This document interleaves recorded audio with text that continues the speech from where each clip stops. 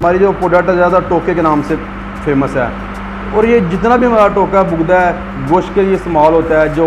बड़ी ईद पर जो कुर्बानी जाती है इसके लिए हमारी ये बहुत तादाद में जो है ना ये इधर बनता है। तो ये सपोर्ट भी करते हैं और इन